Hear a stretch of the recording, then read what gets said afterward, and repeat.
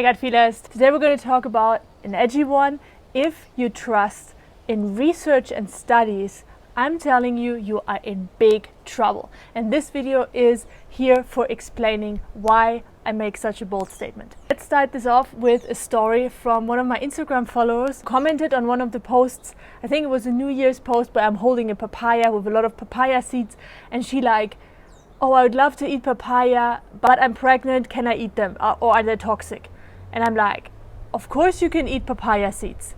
Then she came back to me and she said, no, well, her doctor told her that papaya seeds are toxic when you are pregnant because they can damage the fetus. My reaction?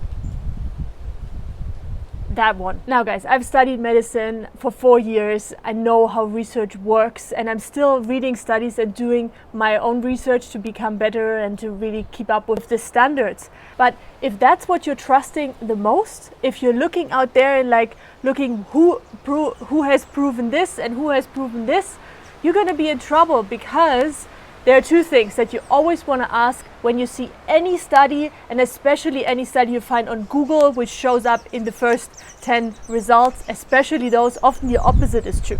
Two questions to ask. Number one is, who paid for that study or that research? Research is super expensive, so are studies.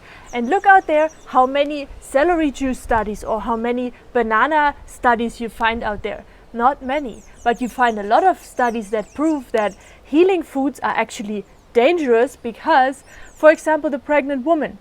Some of the issues that a pregnant woman might deal with is constipation, digestive problems. Papaya seeds are one of the best things you can do to alleviate constipation because they also contain enzymes, they're rich in nutrients, they're just perfect for somebody who's pregnant. But you can't make money on papaya seeds, guys. And this is where a lot of the studies and a lot of those vegetables are evil and lectins and nightshades are bad and all of that is coming from, guys. It's not about your health, it's about making money. You can't make money on papaya seeds, tomatoes or celery. You can make money on constipation relief, on all kinds of medications, on more supplements. So number one question, really important to ask, where is this study coming from? Who paid for that study? And sadly enough, what often happens is that the test result, the end results, stands before the study is even conducted, depending on who invested in that study. Numbers are not hard facts. You can bend them. Every study is about interpretation.